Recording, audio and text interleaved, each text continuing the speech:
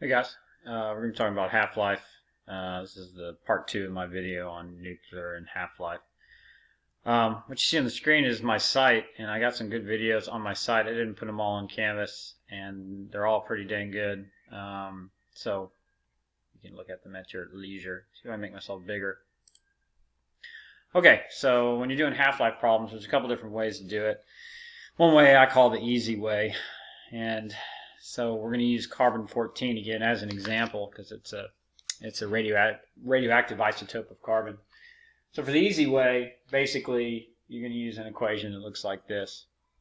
We talked about in the last video that half-life is essentially it's an exponential curve. So you have some beginning amount of something, some ending amount, times 1/2 raised to the n power, right? This is the initial amount of whatever. This is the final.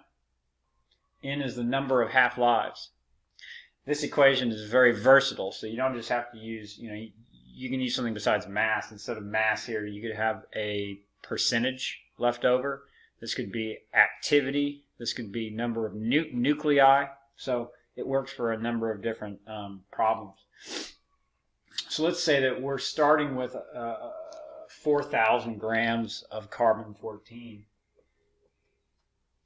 right?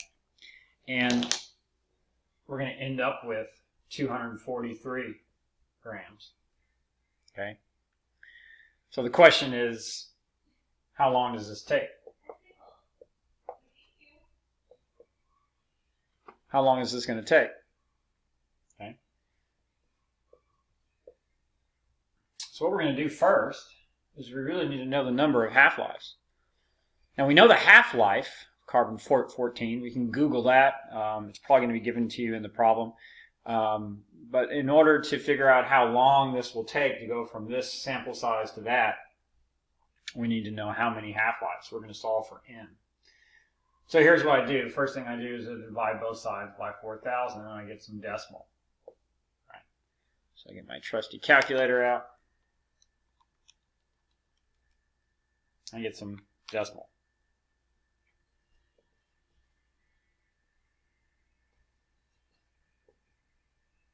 And that's equal to 1/2 raised to the n power.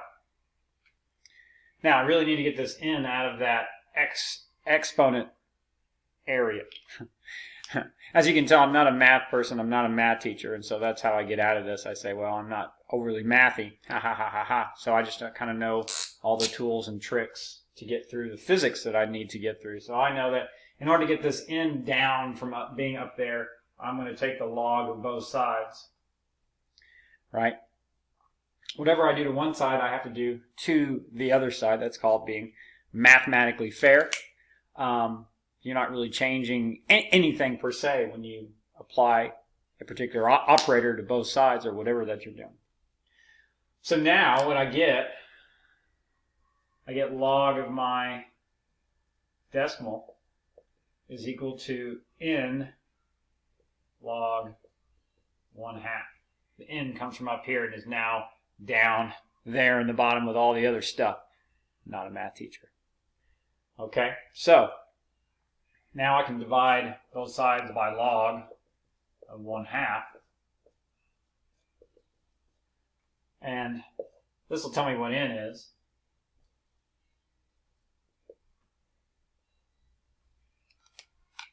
So I got to do log 0.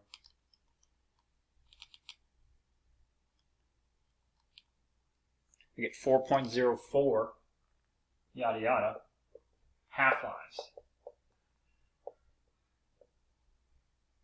Okay. Now, if we assume that the half-life of carbon-14, I believe, is 5,800 years, then you can take 5,800 years and multiply by 4.04.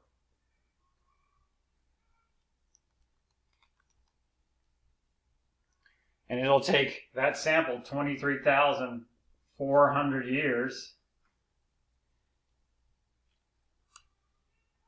to go from 4,000 grams to 243 grams.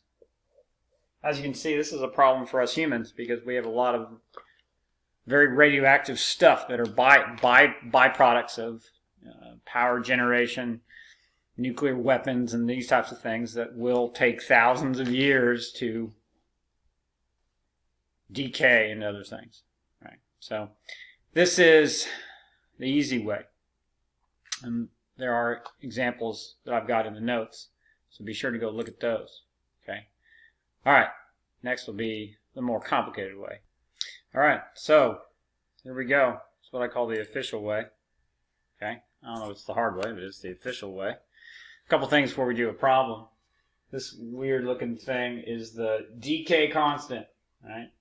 And it's a rate at which something gives off radioactivity. It's sort of a probability of how much activity that you'll see from something. The equation is R naught over N naught. N naught would be your initial number of nuclei. R naught is the activity of the sample, how radioactive, and R naught is number of decays per second, and this is in becquerels per atom. Becquerels is one of the several different units for activity. There's a number of different units that are used. I need to talk about that, so we shall do that. All right. All right, let us continue. So I'm going to show you, I have some notes on this in the module. So this is already in here. Let me make this bigger. Right. So here's our basic, these are the two big equations that you would use. Notice you have to know what your decay constant is before you use these. So that's why I started with that. But you got this guy right here, which looks similar to the one that was the easy way. And you have this one, which will solve for half-life. Okay. For this guy up here, you can use mass here. You can use number of nuclei. It's very flexible. But notice that it uses what's called a natural log. So e raised to the negative decay constant times time. Okay. A natural log is a naturally occurring number. It's like pi, right? And so these are the two equations that you can use to solve for things. And a lot of problems use these. So here again, this one or that one. Okay. And my plan is to do some practice so that I can show you how this works. Let me make myself smaller. And so notice I've got notes that talk about all these things. And I got graphs, and then look, here's all the different, definitions for things. Becquerels is defined right here. And then I got some practice problems. So, there's a lot of stuff here. There's that equation, and instead of M, they use number of nuclei, right? So this is the thing. So, I urge you to look at some of the notes that are in here, and I'm going to try to do some practice here in a second. All right, so here's a practice problem. It's on the screen right here. 3-hour-old sample of something called americium, whatever it is. Anyway, it's radioactive, right? It's measured to have an activity of something. This is R prime. And then they tell you what the decay constant is, and you're supposed to find R naught and the half-life, and I've got the answers on there. So if you want to pause it here and give it a shot before I do it, you can give that a go. Alright, so I'm going to make myself bigger and I'm going to solve this thing. So here we go. Alright. Looking for R naught. So what I'm going to do is R prime equals R naught E raised to the negative, well, delta T, it's not really delta, right? We know what R naught is, it's 1740. Oh, sorry, R prime.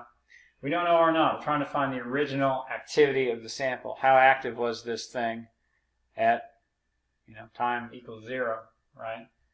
And then we're going to raise it to this stuff. We already know what this is. That was given to us. Negative 2.63 e negative 4.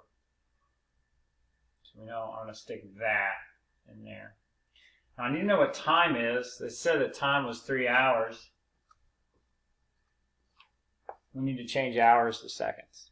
This T here is in seconds. Most of the time when you're doing time in physics. It's in seconds, like period and things like this. So 1 hour has 3,600 seconds. Oops.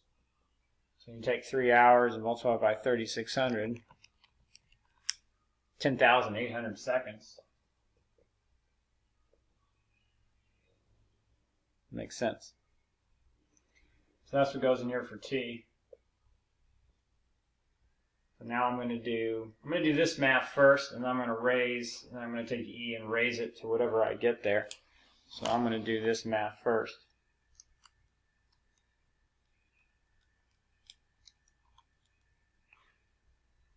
So I do this, and I'm going to raise it, E raised to that. So I get 1740 is my R prime equals R naught times some decimal.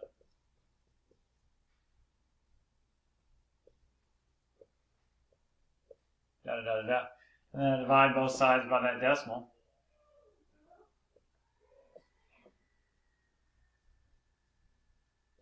Whatever, I divide it.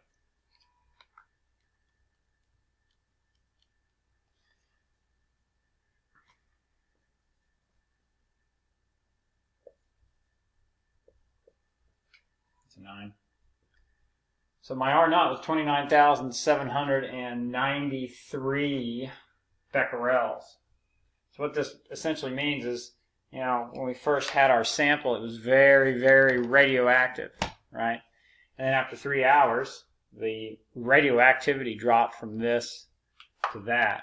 So it's much less radioactive. I'll make myself small. Did I get the right answer? Yeah, look at that. I did. Okay.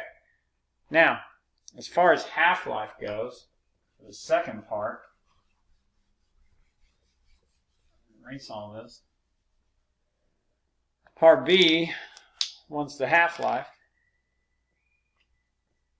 You have some options to find half-life. You can use our original equation, if you so choose, and just, you can just do that.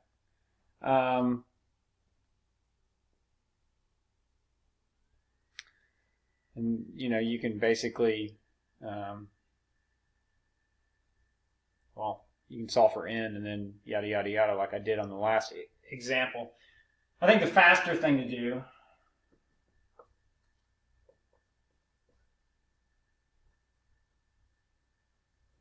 is to do that. Okay? This would be the faster thing to do.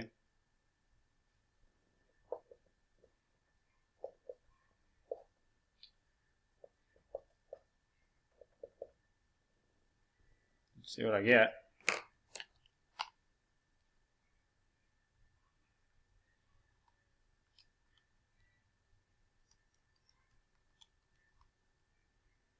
(26:35 seconds). So our half-life is